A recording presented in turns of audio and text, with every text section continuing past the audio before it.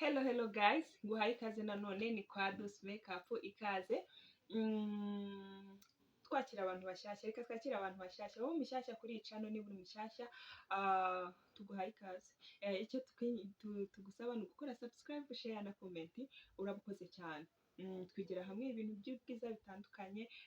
Niba ukunda ibintu bijyanye n'ubwiza, ntihakagire video igucika. Guys, uyu munsi wa none tugiye kureba hamwe niko dushobora kugira ibitsike byawe ku murongo bikajyaho neza kandi bitarakaronko ukepiya neza ibitsike byawe ku buryo ushobora kwikorera tiro, forme ya tiro, ukaba byakorohera kuba wayikora kubera ko wepiye neza. Buriya umusingi wa tiro nanone ni ukwepiya. Uzi kwepiya uba washobora no kwikorera tiro ku buryo bworoshye. Guys, ndabinginga mbasaba imbabazi, ntabwo nari mperutse ko uploadinga video, nari maze 2 weeks mbyaye, urumva niyo mpamvu nta rindi gukora, ariko ndashima Imana yuko nabyaye neza umwana muzima, nanjye nkaba ndi muzima.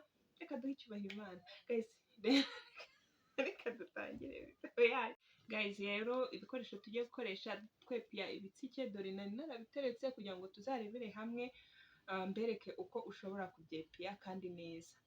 Ibikoresho tugiye gukoresha aka karoso karadufasha kuba twabisokoza neza bikajya ku murongo. Naka karoso rero tugiye gukoresha, ariko utagafite ushobora gukoresha uburoso bw'amenyo, nabwo nta kibazo.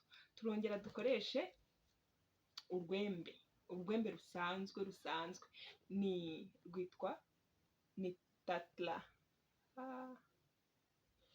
Sinzi nguru ni Tatra, rwitwa Tatra. Rero uru rwembe hari pirate na original yitwa Tatra, pirate ikitwa Tara. Original uzamenye kubitandukanya, original yitwa Tatra. Sinzi nzabibakorera video yerekana urwembe rwa original na pirate.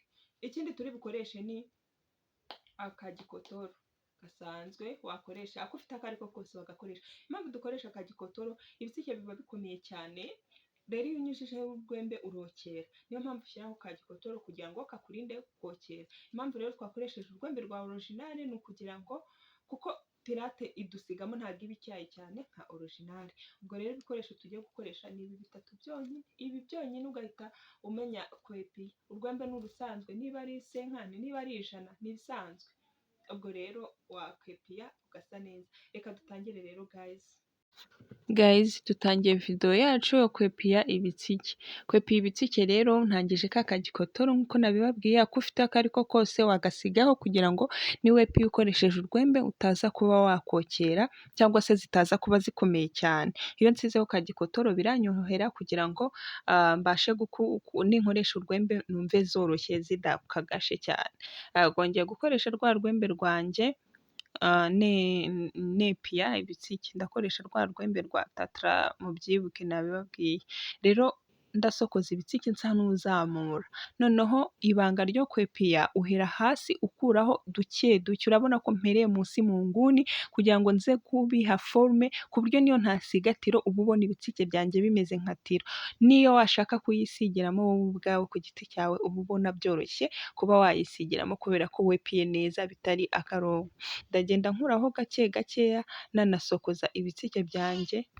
Iyo usokoza ibitsike rero usokoza uzamura kugira ngo izirengaho aba arizo ukata. Iyo usokoje uzamura ziriya zirenganizo ufata ukakata, kandi witonze kugira ngo utitema. Ukajya ukata izisaguka, ntabwo ukoza aho ibitsike bitereye, hoya ukata hejuru. Impamvu wirinda gukora hari ibitsike bitereye ni ukugira ngo utaza gutusha ugakozamo urwembe bikazamo defo ugasanga ibitsike byose ubikuyeho. Hari abo bijya bibaho ugasanga akojejemo hariya ibitsike bitereye. Urumva ko ibitsike bisaba kwitonda ukepiya neza kugira ngo udakora iryo kosa, kuko iyo ukoze ikosa rimwe byose biba bipfuye, kuko ntabwo ziba ziri buhite zimera, wongera gutegereza nk'andi mezi kugira ngo zizamere. Niyo mpamvu ukuraho hariya iyo usokoje hariya, iyo uzamuye nka kuriya, ziriya zisigaye zirengaho nizo ukata, kuko ntabwo uba ushaka akaronko oya ntabwo dushaka akaronko, turashaka ko hasigaraho ibitsike bigaragara ku buryo wanabisigamo tiro ku buryo bworoshye. Rero ugenda ukuraho ziriya zasagutse niko navuga zirengaho, uri kubibona ko arizo ndi kugenda nkuraho nzamura, usokoza uzamura, noneho izo ukuraho aho zitereye ni izi zo munsi, izi zo munsi nizo ukuraho aho zitereye kandi ugakuraho nkeya ku buryo urabona ko wagira ngo ni tiro ya Nike nakoze. Ikindi kandi ziriya zo munsi uba ukuramo, nakwibutsa ko hari utuntu tuba twasigaye munsi, uba ugomba kunyuzaho urwembe neza kugira ngo twose dushiremo kugira ngo zidahita zongera zikamera. Yego na hariya mu mpande rero naho iyo uhageze naho urazamura, ufata ka karoso ukazamura cyangwa se uburoso bw'amenyo, wamara kuzamura ukagenda ukuramo izasagutse. Noneho hariya munsi niho nkubwira twa tuntu tuba twasigayemo dusa nk'utwasigayemo wakase ntutumaremo, ugomba kutumaramo kugira ngo dizayina y'uko wepiye igaragare neza ntihazemo utudefo twa hato na hato, kandi ukagerageza kutumaramo kugira ngo zidahita zikura. Iyo utatumazemo neza rero zihita zikura, ukakomeza ukareba neza niba forume ushaka iri kuvamo cyangwa se ntaho byahengamye cyangwa se hari utwagucitse utafashe ngo udukate, natwo ugakomeza ukadukata kwa kundi nakubwiye yuko izo hejuru urasokoza, izisagutse nizo ukata, izirengaho nizo ukata, ntabwo winjiramo imbere ngo ukate izo mo imbere, hoya hasi niho ukata izigiye z'imbere, izigiye zirimo mo imbere nizo ukuramo izitereyemo, kandi ukagerageza kubikora witonze kugira ngo utitema n'urwembe. Noneho iyo urangije rero uhita usokoza ukareba ko biringaniye neza, noneho uzisokoza uziryamisha utazizamura kugira ngo urebe ko biringanire ya ngano y'uko ushaka kwepiya bibaye.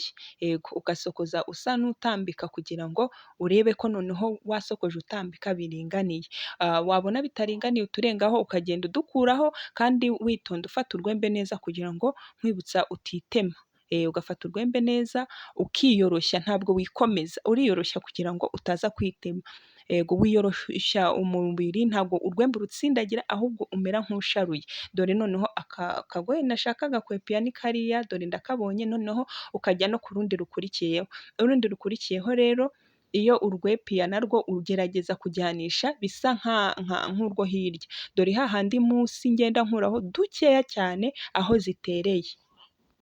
Icyo nakwibutsa cyo ni uko hasi mu nguni ugenda ukuraho nka kamwe kamwe aho zitereye, noneho hejuru ho ugenda ukuraho izirengaho, ntabwo zo ukozaho ibitsike bitereye, hoya.